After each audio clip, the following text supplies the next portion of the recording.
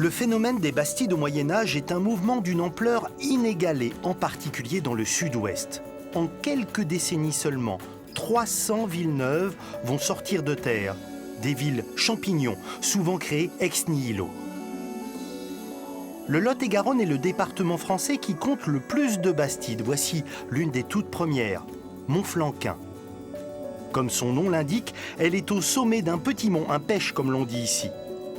Montflanquin a été fondé en 1252 par Alphonse de Poitiers, le frère du roi de France, Saint-Louis.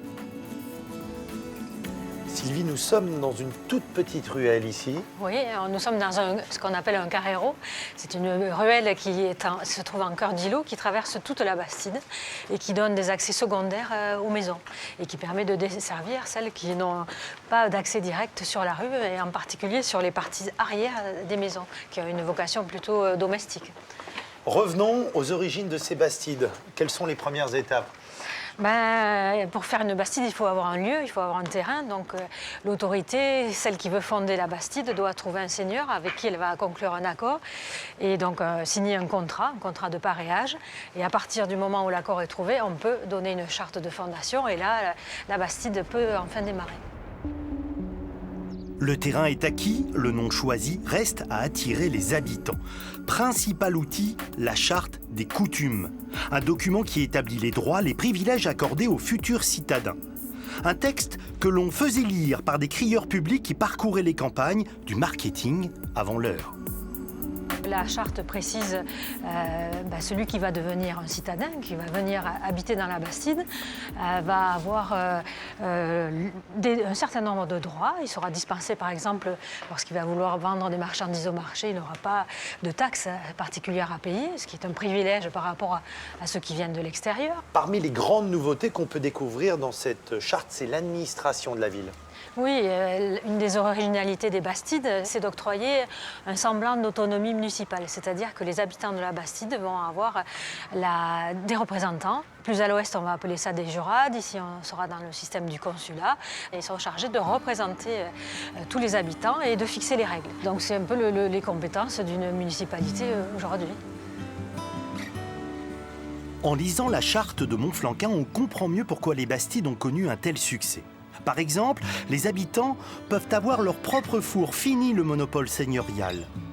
Dans cette charte, tous les thèmes de la vie en communauté sont abordés. L'entretien des rues, la gestion des ordures, la justice, rendue non plus par le seigneur mais par les consuls, en passant bien sûr par l'économie, le commerce.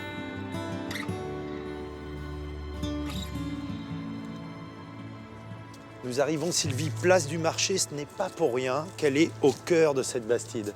On est sur le poumon, le cœur à la fois économique et politique de la Bastide. C'est un élément qui est prévu dès la charte de fondation. C'est la place centrale. De toute façon, elle commande la régularité, mais surtout, elle commande toute l'activité qui doit se développer dans la Bastide. C'est là qu'on va faire le marché. Ce marché qui est prévu dans la charte de coutume. Bon, à Montflanquin, c'est le jeudi, mais dans d'autres Bastides, c'est un autre jour. Et c'est toujours le jeudi, plus de 700 ans après. Oui, toujours. C'est resté dans les habitudes, dans les coutumes, et puis déplacer le jour du marché, c'est quasiment impossible aujourd'hui. Et dans ce marché, la spécificité, c'est qu'il est garanti par l'autorité municipale. Donc les échanges et les transactions qui se font selon les règles. Donc c'est l'intervention aussi de la monnaie dans l'économie rurale, mais aussi c'est le contrôle pour éviter toute fraude. Donc on installe des mesures à grains pour que tout ce qui se vend, en particulier donc le blé, les matières premières, les éléments alimentaires, soit contrôlés, soit vendus sans qu'il y ait de tromperie. Donc il y a déjà un souci du consommateur avant l'heure.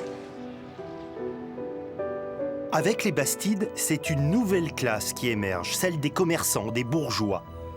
Cela fragilise l'équilibre qui jusqu'alors prévalait dans la société féodale entre les trois ordres. La noblesse qui protège les terres et rend la justice, les paysans qui produisent et les religieux qui sont les guides spirituels.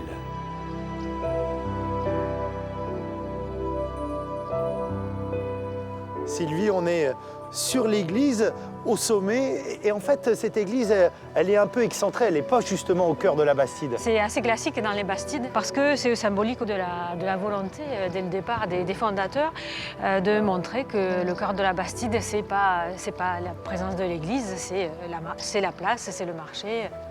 Toutes ces créations de Bastide, elles vont un peu bouleverser le système féodal.